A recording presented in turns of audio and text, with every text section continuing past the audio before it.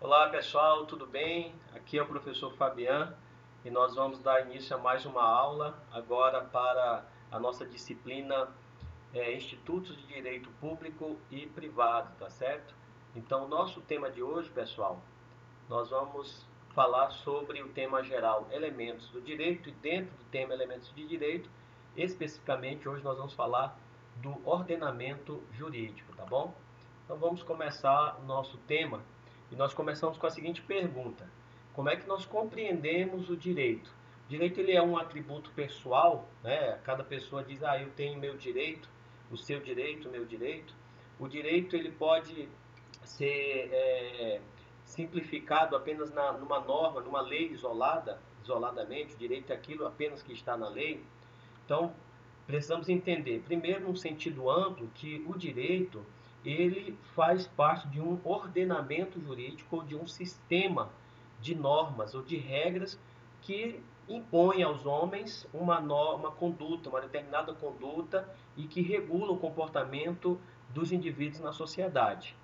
Dentro desse comportamento que é regulado pelo direito, tem um termo novo usado no meio empresarial, mas também no meio jurídico, que é o compliance. O termo compliance ele significa estar, em português, traduzindo, estar em conformidade com, obedecer ou satisfazer. Portanto, tanto as empresas, indivíduos precisam estar em conformidade com um ordenamento jurídico, com um sistema jurídico, e não adianta apenas você estar em conformidade com uma lei, mas confrontar outra lei. Então é preciso essa compreensão do todo. Qual que é então o objetivo da lei? O objetivo da lei é regular a conduta do indivíduo dentro da sociedade. E nós, de todas as formas, temos uma regulação de nossos comportamentos.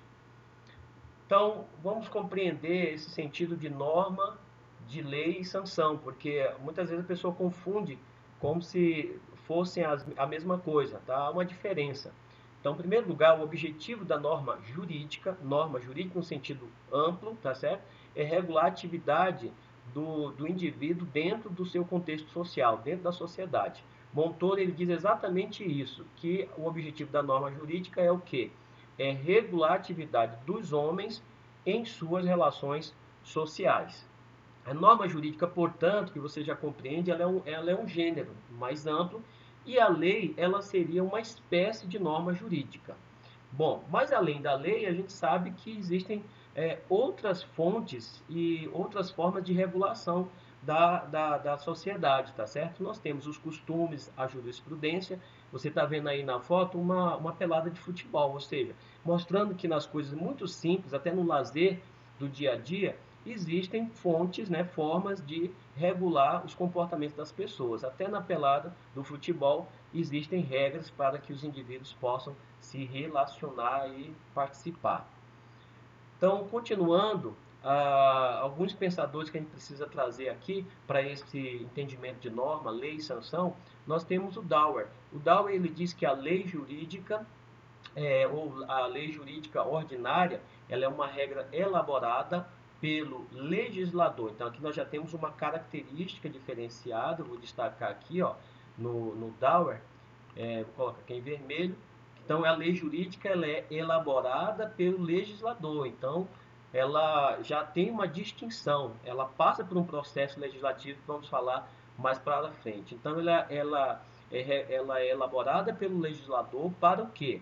Para ordenar, para dirigir o comportamento do homem em determinando assim como que deve ser a sua conduta. Então, a lei é criada para limitar a nossa liberdade e a nossa relação dentro da sociedade. Um exemplo aqui que o Dower traz é o artigo 186 do Código Civil. Aquele que, por ação ou omissão voluntária, negligência ou imprudência, violar direito e causar dano ao trem, ainda que exclusivamente moral, comete ato ilícito. Então, nós temos aqui um exemplo de uma norma elaborada que ela já traz consigo também uma sanção. Então, nós já temos um termo novo, tá? Nós já entendemos que a norma jurídica é o sentido amplo, é o gênero, a lei é a espécie e nós temos a sanção. O que seria a sanção, então, pessoal? Antes de falar de sanção, aqui a gente precisa entender que a lei jurídica, tá? Ela tem duas características, é a generalidade e a obrigatoriedade, tá?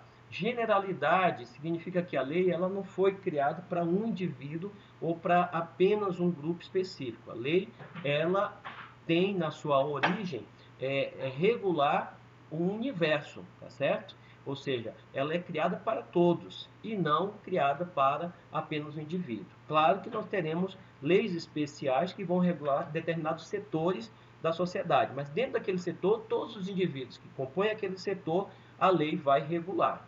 A obrigatoriedade é outra característica da lei. A lei ela age para todos os indivíduos indistintamente. Por isso nós colocamos aí a imagem, né, que foi muito comum no Brasil, a ideia do crime de colarinho branco, porque há um entendimento de que no Brasil só vai para a prisão ou só é condenado as pessoas pobres. Mas nós temos visto a evolução do direito e do nosso sistema de tal modo que todas as pessoas têm respondido por seus atos, tá certo? Então, a lei ela é obrigatória indistintamente. A obrigação, o dever de cumprir a lei, ele deve ser cumprido indistintamente por cada indivíduo. Isso chama-se imperatividade da lei, tá certo? A lei também ela tem que ser eficaz, ou seja, ela é feita, elaborada para que ela seja obedecida pelo seu destinatário, ou seja, a lei ela é feita para regular a vida de determinados indivíduos ou setores e esses destinatários devem obedecer. Quando isso ocorre, nós chamamos de que há uma eficácia da lei, certo? Ela está cumprindo o seu objetivo. Agora, quando essa lei não é obedecida? E aí vem então o nosso terceiro termo, que é a sanção. Ou seja, o que é a sanção? Aqui é o elemento constrangedor de toda a lei. Ou seja, se a lei, imagine, se fosse criada uma lei e independente do indivíduo obedecer ou não obedecer, não houvesse nenhum tipo de punição, o indivíduo não sentisse nenhum tipo de constrangimento. Então, o que é obedecer à lei, certo? Se eu não obedeço, não vai acontecer nada comigo, então nós deixaríamos aí ao bel prazer de cada pessoa de colocar em prática ou não a lei. Neste sentido, então, a lei ela tem que trazer uma sanção, que é um fator muito importante, olha aqui, ó, para obrigar o indivíduo a fazer o que a lei determina, tá, pessoal? Continuando aqui, pessoal, travou um pouquinho, vamos lá.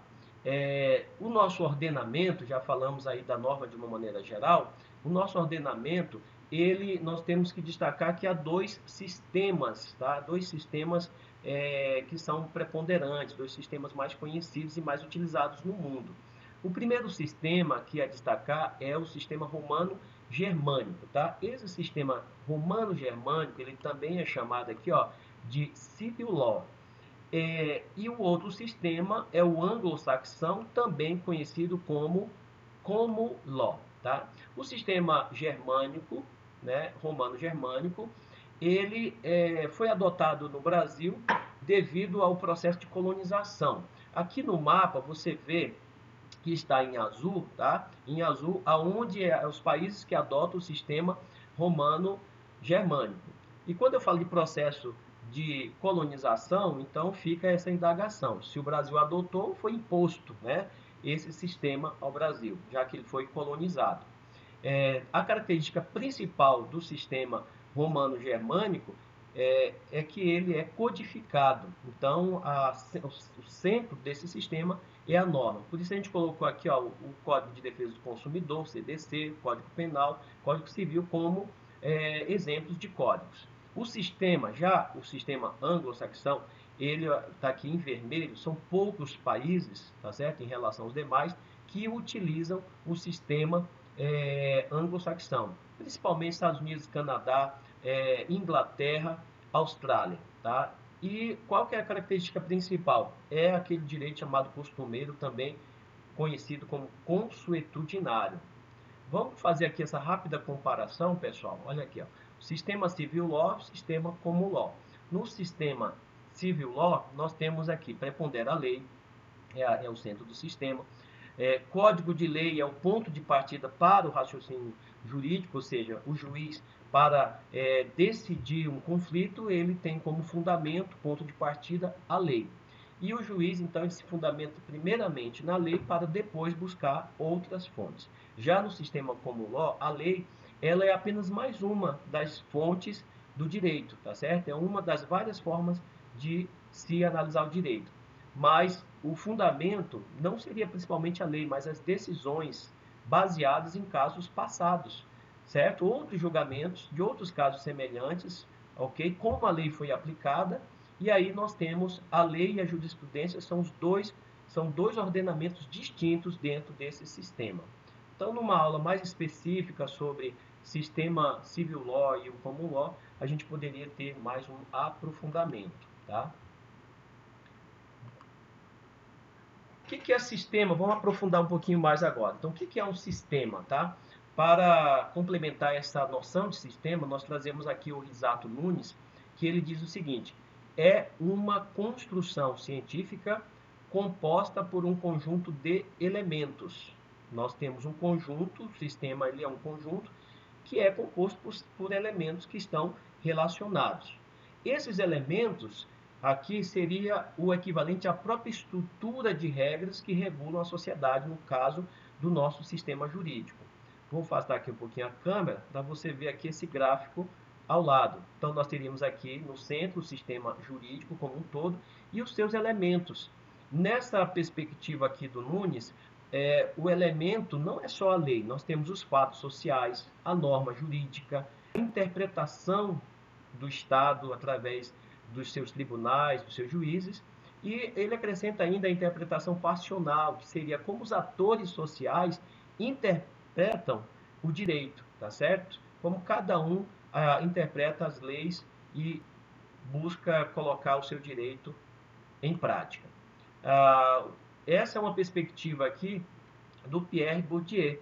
Pierre Bourdieu ele diz o seguinte: se é verdade que o real é relacional, pode acontecer que eu nada saiba de uma instituição acerca da qual eu julgo saber tudo, porque ela nada é fora das suas relações como um todo, ou seja, que às vezes aquilo que a gente tem ideia do que é o sistema, do que é uma instituição, não, na verdade não é nada daquilo do que a gente imagina, ou seja, somente às vezes um ator ele tem uma perspectiva, apenas uma perspectiva do todo, a partir da sua realidade, mas ele não tem uma visão realmente sistêmica. Temos exemplos aí dos elementos que compõem o sistema jurídico, as leis, decretos, regulamentos, constituição, costumes jurídicos, jurisprudência, os atores sociais, fatos, como nós explicamos na imagem aqui ao lado, tá, pessoal? Vamos seguir aqui. Bom, eu trago agora para vocês, ainda dentro dessa explicação teórica, o ordenamento jurídico dentro da perspectiva do famoso jurista, político, filósofo Norberto Bobbio.